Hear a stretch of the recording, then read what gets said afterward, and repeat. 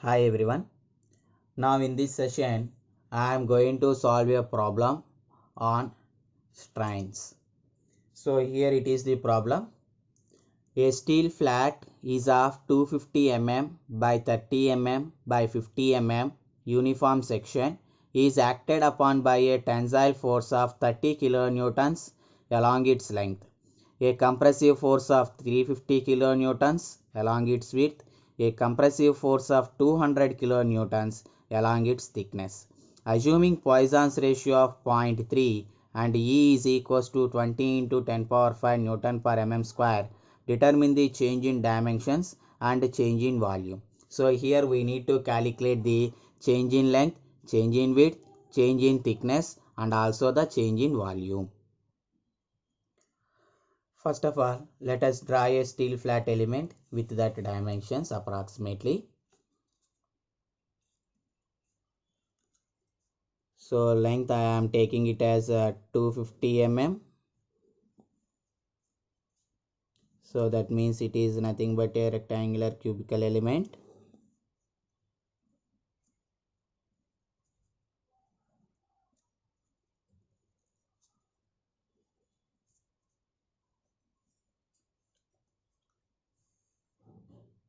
So now this is the element.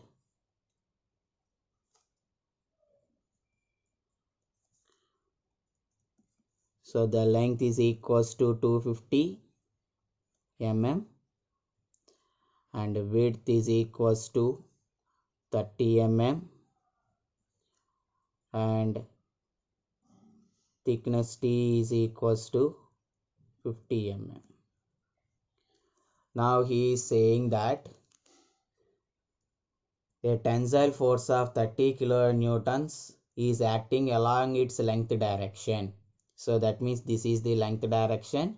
So a tensile force, that means the force is acting out of the area. So a force of 30 kilonewtons is acting along its length direction. So this is the length direction, right? And a force of 350 kilonewtons is acting along its width. So that means the width direction is this one. So that means a load of 350 kilonewtons is acting, but here it is of compressive in nature, a compressive force. So that means compressive force is acting towards the cross section. So that means in this way 350 kilonewtons and a load of 200 kilonewtons is acting along its thickness. It is also compressive in nature. So compressive means, so the force is acting towards the area, right? If it is tensile, we will write the arrow direction in bottom, but here it is compressive, that's why I am representing. That means on this area now the load is acting, so that means 200 kilonewtons acting like this. So now he is asking us to find the strain in both all the directions and the change in volume. So first of all, let us calculate the stress in along the length direction, stress along the y, that means thickness direction. Next, stress along its width direction, that is z direction.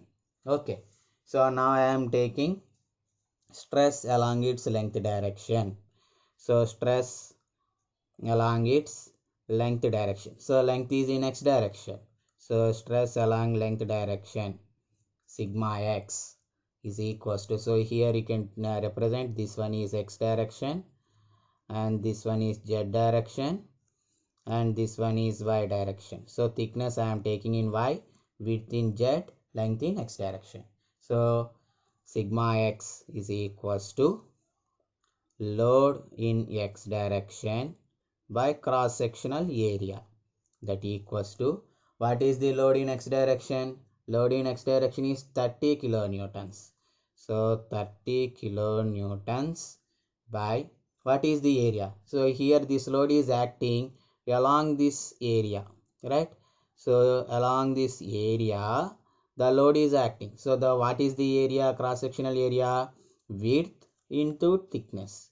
So W into T, that equals to 30 kilonewtons by width is 30 mm and thickness is 50 mm. So that equals to 30 by 1500. So 1 by 50 we will get. 1 by 50 means 0.02. What are the units? Here it is kilonewtons and this one is mm and this one is also mm. Then you will get kilonewton per mm square is the stress in x direction.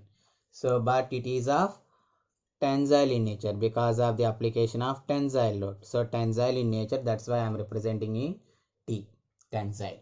Next let us calculate the stress in y direction. So stress in y direction is equals to load in y direction by cross sectional area. So what is the load in y direction? Load in y direction is this one, right?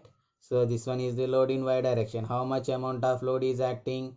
200 kilonewtons by on which cross sectional area it is acting. So this is the cross sectional area. So now on this cross sectional area the load is acting. So that's why what about this area? Length into width.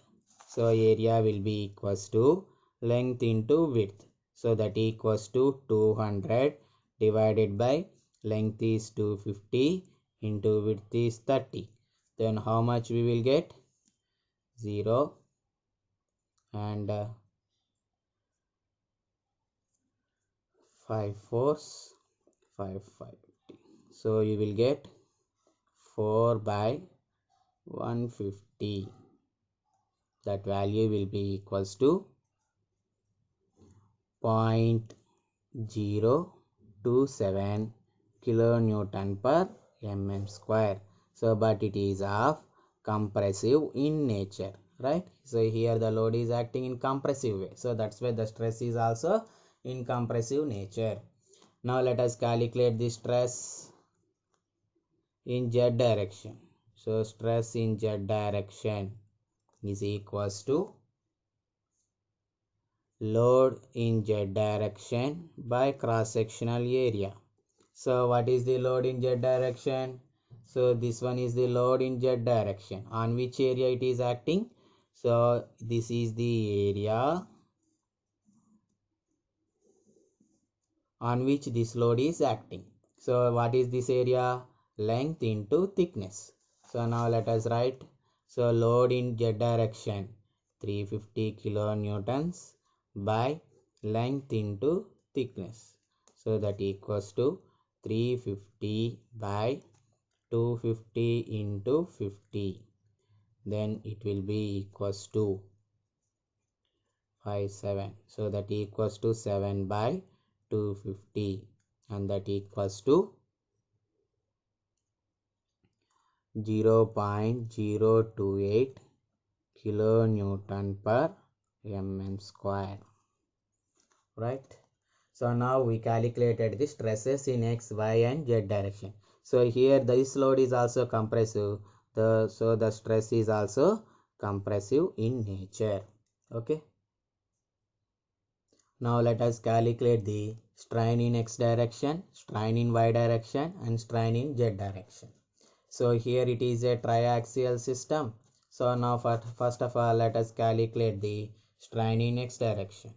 So strain in x direction epsilon x is equals to, we already know the formula, stress in x direction by E minus Poisson's ratio into stress in y direction by E minus Poisson's ratio into stress in z direction by E, right?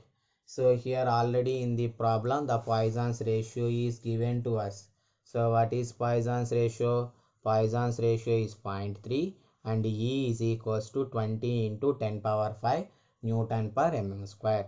Now let us calculate the strain in x direction. So strain in x direction is equals to stress in x direction. So here if you see in all the three terms E is common. So now I am taking E as common. So then what we will get 1 by E if I take it as common, then we will get sigma x minus mu into sigma y minus mu into sigma z. So now let us substitute the values. So that equals to 1 by E value is 20 into 10 power 5. It is Newton per mm square, right? So if you convert that into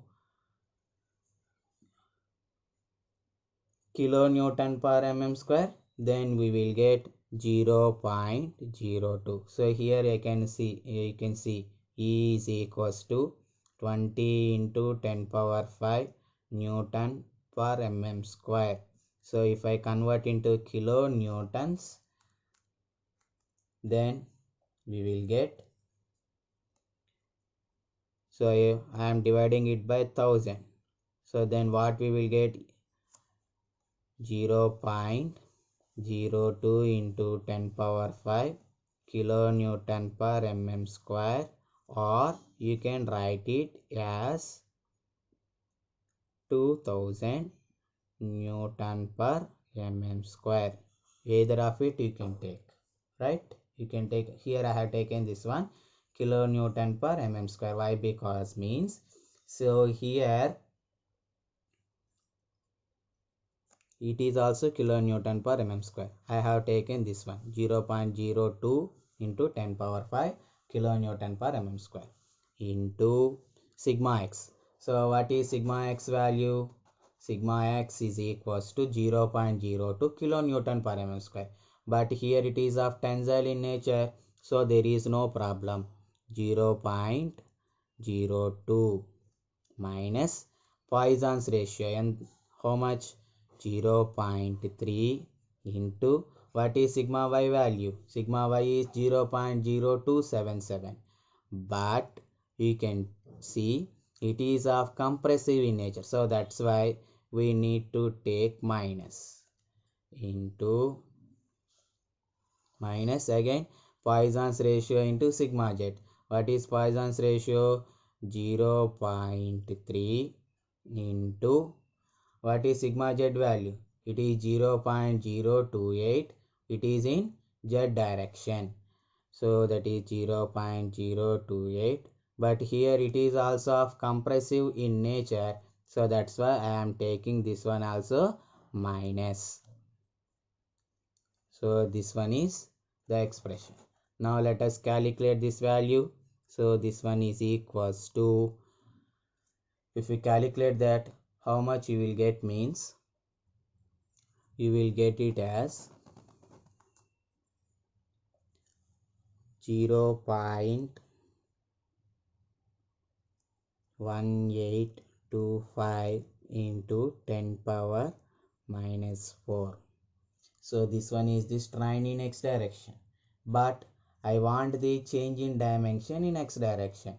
So if you apply the load in x direction because of the application of tensile force in x direction, then we can observe that there is a change in length. So what about that change in length? So that means because of the strain in x direction, the length is changing. So that means what I can write means sigma x is equals to delta L by L. So the length value is changing. So that equals to delta L by, what is the original length? 250 mm. Therefore, change in length delta L is equals to 250 into epsilon x. So if we calculate that, you will get 4.56 into 10 power minus 3 mm. So this one is the change in length we can observe. Here we got positive value, So that's why we can observe that the length is increased. So similarly, let us calculate the change in width and also change in thickness. Right? Now let us calculate the strain in y direction. Strain in y direction. Epsilon y is equals to, first write strain in y direction sigma y by E minus mu into sigma x by E minus mu into sigma z by E. So if you take E as constant, what we will get?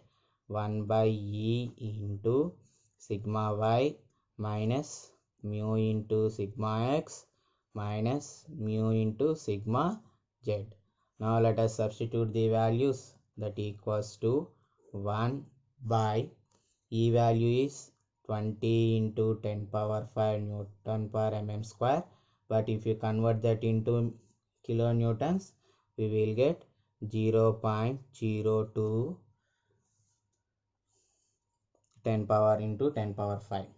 So into what is sigma y value? So sigma y is 0.027, but it is compressive in nature. So that's why we need to write minus of mu value is 0.3 into sigma x value is 0.02, but it is tensile in nature, that's why we are writing plus only, minus what is mu value 0.3 into sigma z value is 0.028, but here it is also compressive in nature, that's why we need to write minus.